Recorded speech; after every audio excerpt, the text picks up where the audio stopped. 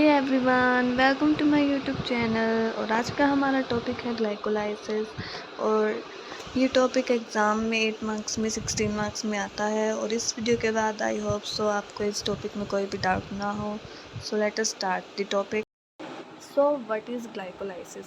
Glycolysis में जो हमारा ग्लूकोज है वो 6 कार्बन से मिलके बना होता है और वो कन्वर्ट होता है पायरुवेट में, जो कि 3 कार्बन से मिलके बना हुआ है। और glycolysis is also known as Embden Meyerhof pathway. और जो ग्लाइकोलाइसिस है वो हमारे सेल के साइटोसोल में होता है। ठीक है, ये हमारा सेल है। सेल में ये साइटोसोल है, साइटोप्लाज्म है। ये रेड जो है ये माइटोकॉन्ड्रिया है। तो साइटोसोल में होता है ग्लाइकोलाइसिस और माइटोकॉन्ड्रिया में होता है क्रेब्स साइकिल और ईटीएस। अब जो हमारे आरबीसी है और जो नर्व सेल है, इनके अंदर क्या होता है, माइटोकॉन्ड्रिया एब्सेंट होता है। तो इनको एनर्जी की नीड होती है। तो ये अपनी एनर्जी की नीड कैसे कंप्लीट करेंगे? तो इनके अंदर जो एटीपी बनती है वो बनती है ग्लाइकोलाइसिस के थ्रू।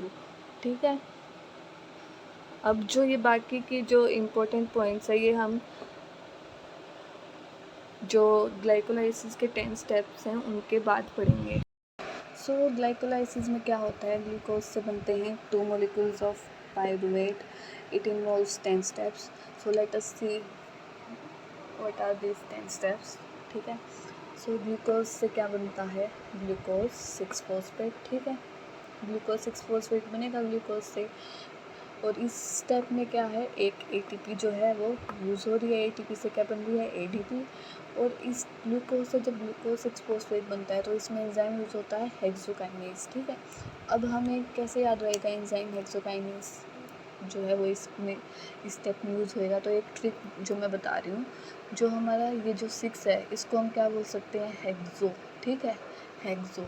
और काइनेज जो हमारा एंजाइम है वो क्या करवाता है? फॉस्फेट जो ग्रुप है उसको ऐड करवाता है। ठीक है, तो आप क्या देख सकते हैं, जैसे फर्स्ट स्टेप में ग्लूकोज है, सेकंड में ग्लूकोज 6 फॉस्फेट है, मतलब ग्लूकोज के किसी 6th पोजीशन पे जो है फॉस्फेट ग्रुप ऐड हुआ है।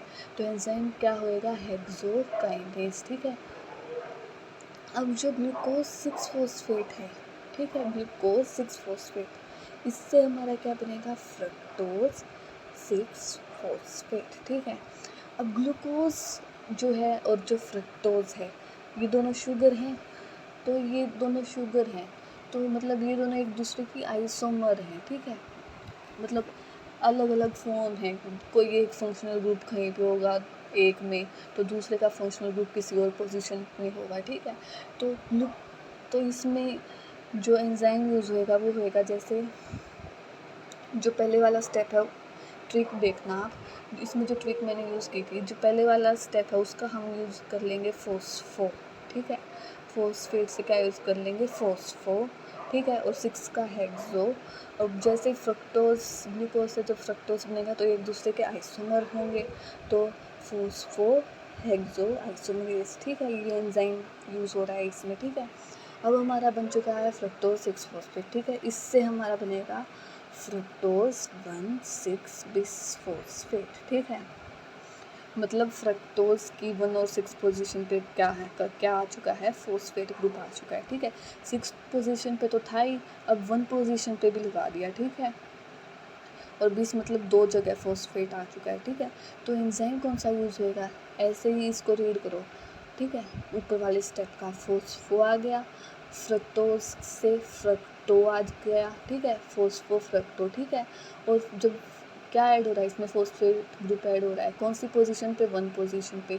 तो क्या आ जाएगा? Phospho fructo kinase 1। ठीक है, अब जो हमारा नेक्स्ट स्टेप है आगे, फ्रक्टोज 1,6 बिसफॉस्फेट से क्या बनेगा?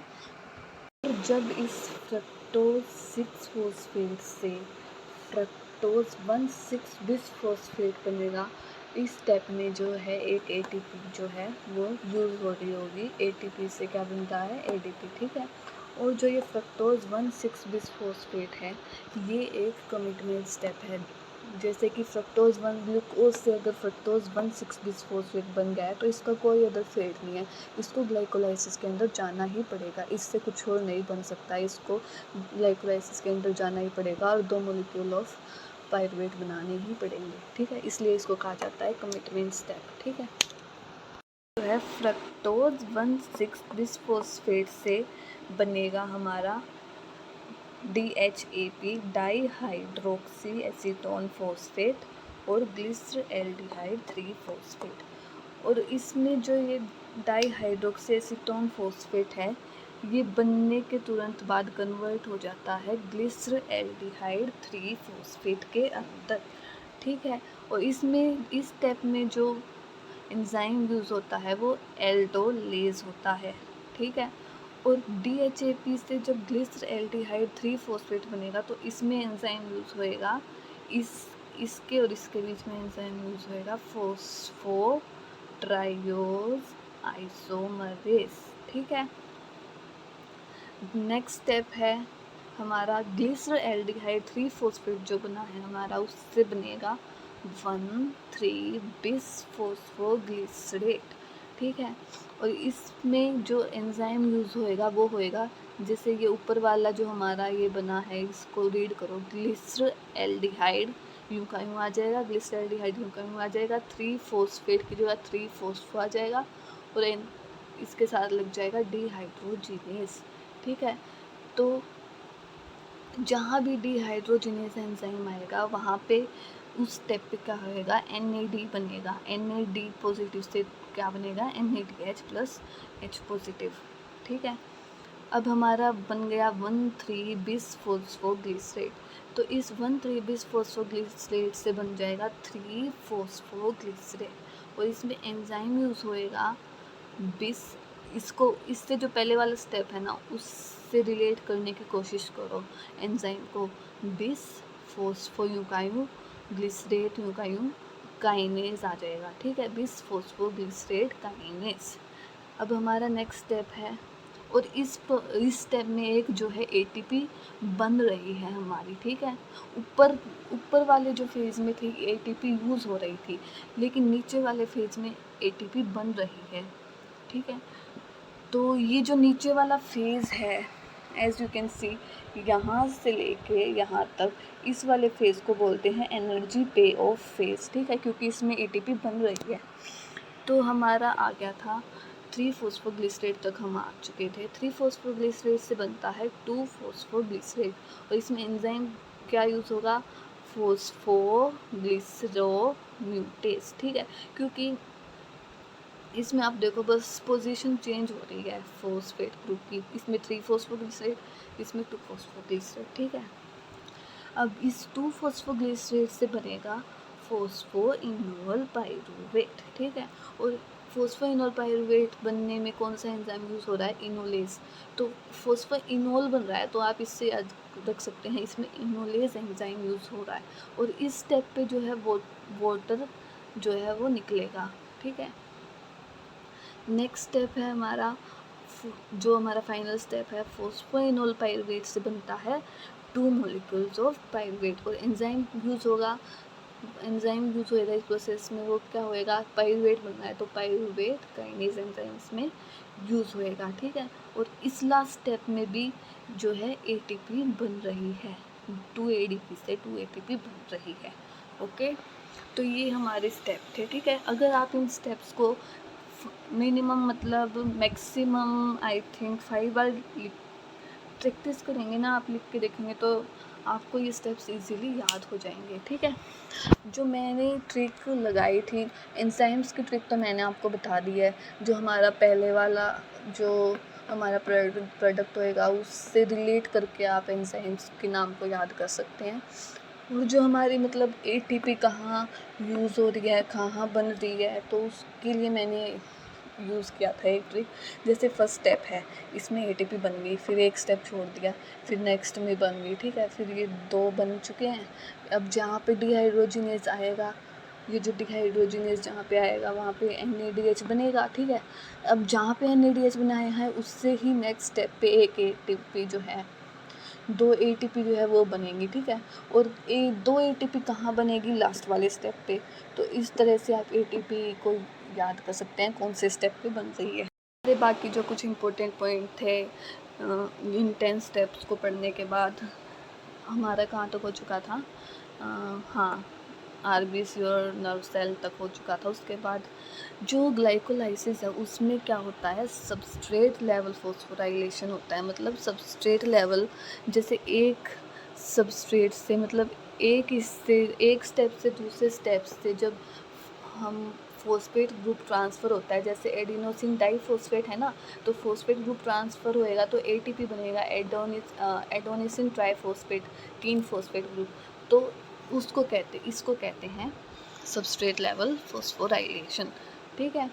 अब नेक्स्ट इसमें it involves 10 steps out of which 3 steps are irreversible. हाँ, जो ये ग्लाइकोलाइसिस है इसमें जो है पूरे 10 स्टेप्स है। इस 10 स्टेप्स में जो 3 स्टेप्स हैं वो हैं इरिवर्सिबल स्टेप्स, ठीक है, और बाकी सारे हैं रिवर्सिबल स्टेप्स।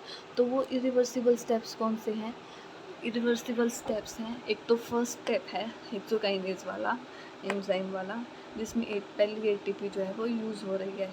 ग्लूकोज से जब ग्लूकोज 6 फॉस्फेट बनता है, ये जो है एक इरिवर्सिबल स्टेप है। मतलब ग्लूकोज 6 फॉस्फेट से अगर हम वापस ग्लूकोज बनाना चाहेंगे तो वो नहीं बनेगा, ठीक है। तो ये एक इरिवर्सिबल स्टेप है। दूसरा इरिवर्सिबल स्टेप है फ्रक्टोज 6 फॉस्फेट से फ्रक्टोज 1,6 बिसफॉस्फेट बनता है जब, तो ये भी एक इरिवर्सिबल स्टेप है कि फ्रक्टोज 1,6 बिसफॉस्फेट से जो है वापस फ्रक्टोज 6 फॉस्फेट नहीं बन सकता। और जो तीसरा इरिवर्सिबल स्टेप है वो है लास्ट वाला, पाइरूवेट से फॉस्फोइनोल पाइरूवेट वापस जो है नहीं बन सकता, ठीक है। तो यहाँ पे लिखा हुआ है जो 3 इरिवर्सिबल स्टेप्स कौन से हैं, एक तो ग्लूकोज से ग्लूकोज 6 फॉस्फेट बनता है जो, दूसरा फ्रक्टोज 6 फॉस्फेट से फ्रक्टोज 1,6 बिसफॉस्फेट बनता है जब, और तीसरा है फॉस्फोइनोल पाइरूवेट से जब पाइरूवेट बनता है, ठीक है। अब जो एक नेक्स्ट इम्पोर्टेंट जो पॉइंट है वो है जो मैंने आपको इन 10 स्टेप्स में बताया था कि fructose 1,6 bisphosphate is the commitment step. Once it is form there is no other fate of this fructose 1,6 bisphosphate, it will undergo glycolysis, ठीक है। जैसे ही इस साइकिल में ग्लूकोज से फ्रक्टोज 1,6 बिसफॉस्फेट बन जाएगा तो इसको ग्लाइकोलाइसिस के अंदर जाके पाइरूवेट बनाना ही पड़ेगा। इस फ्रक्टोज 1,6 बिसफॉस्फेट का कुछ और नहीं बन सकता। तो इसको बोल देते हैं कि ये कमिटमेंट स्टेप है, इससे जो है आगे पाइरूवेट बनेगा ही बनेगा, ठीक है। अब जो एक इम्पोर्टेंट थिंग है कि एटीपी कितनी यूज़ हुई, एटीपी कितनी बनी, एटीपी की कैलकुलेशन तो वाइवा में भी काफ़ी टीचर पूछ लेते हैं। और अगर आप एग्ज़ाम में लास्ट में एटीपी की मतलब कैलकुलेशन अच्छे से दिखाएंगे तो एक पॉजिटिव इम्पैक्ट बनता है टीचर के ऊपर। तो नेक्स्ट है हमारा एटीपी कैलकुलेशन, ठीक है। तो एटीपी कितनी बनी, ठीक है, ये एक इम्पोर्टेंट स्टेप है। और मतलब आप एग्ज़ाम में इसको अच्छे से एक्सप्लेन करेंगे, अच्छे से लिखेंगे तो एक पॉजिटिव इम्पैक्ट जो है वो बिल्ड होता है टीचर के ऊपर। और मतलब डायरेक्टली वाइवा जो होता है उसमें भी एटीपी कितनी बनी, ग्लाइकोलाइसिस से कितनी बनी, क्रैब साइकिल से कितनी बनी, ये भी एक क्वेश्चन होता है। तो एटीपी कितनी बनी तो हम देख सकते हैं जब हमारा फ्रक्टोज 1,6 बिसफॉस्फेट से 2 DHAP और ग्लिसरॉल्डिहाइड 3 फॉस्फेट बनता है। तो ये जो हमारा फेज़ है यहाँ से लेके एंड तक ये हमारा एनर्जी पे ऑफ फेज़ है, इस फेज़ में एनर्जी बनती है, ठीक है। तो हम जैसे ही हम देखते हैं जब फ्रक्टोज 1,6 फॉस्फेट से क्या बनता है, DHAP और ग्लिसरॉल्डिहाइड 3 फॉस्फेट, ठीक है। फिर ग्लिसरॉल्डिहाइड 3 फॉस्फेट से जब 1,3 बिसफॉस्फोग्लिसराइड बनता है तो इसमें एक जो 2 मॉलिक्यूल ऑफ NADH बनता है, ठीक है। और 1,3 बिसफॉस्फोग्लिसराइड से क्या बनता है, 3 फॉस्फोग्लिसराइड बनता है। तो उसी से मतलब जिस स्टेप में NADH बन रहा है उसी से नेक्स्ट स्टेप पे 2 ATP बन रहे हैं, ठीक है। और 2 ATP हमारे बन रहे हैं लास्ट स्टेप पे फॉस्फोइनोल पाइरूवेट से जो पाइरूवेट कन्वर्ट होता है, तो 2 ATP इसमें बन रहे हैं। तो टोटल कितने ATP हुए, 2 ATP तो ये हुए और 2 ATP ये हुए, तो टोटल ATP कितने हुए, 2 + 2 ATP फॉर्म्ड कितने हुए, 4 ATP फॉर्म हुए। NADH कितना था, यहाँ देखो NADH कितना है, 2 NADH बन रहा है, तो 2 NADH बन रहा है, ठीक है। अब एक NADH हो जो है उससे बनती है 3 ATP, ठीक है। तो 2 NADH से कितनी बनेगी, 2 इंटू 3 6 ATP बनेंगी। तो टोटल ATP कितनी बनी, इन दोनों को प्लस कर देंगे, 4 ATP plus 6 ATP equal to 10 ATP बनी टोटल, ठीक है। और अब जो है ATP यूज़ कितनी हुई, तो हम देखेंगे जब हमारा जो पहला स्टेप है उसमें ही ग्लूकोज से जब ग्लूकोज 6 फॉस्फेट बनता है उसमें 1 ATP यूज़ हो रही है, और उसी से आगे जब फ्रक्टोज 6 फॉस्फेट से फ्रक्टोज 1 6 बिस फॉस्फेट बनता है उसमें भी 1 ATP यूज़ हो रही है। तो टोटल ATP यूज़ कितनी हो रही है, 2 ATP यूज़ हो रही है ना। तो ATP यूज़ कितनी होएगी, इधर लिखेंगे 2 ATP यूज़ हो रही है।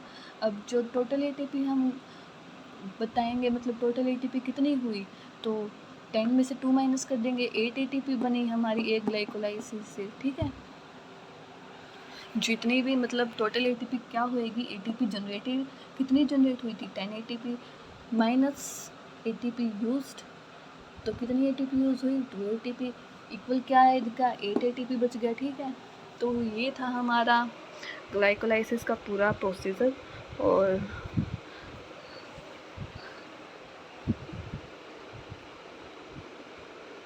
एक बार मैं पूरा का पूरा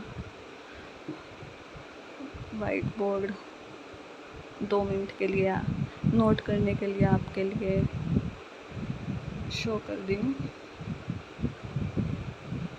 सो ये था हमारा ग्लाइकोलाइसिस।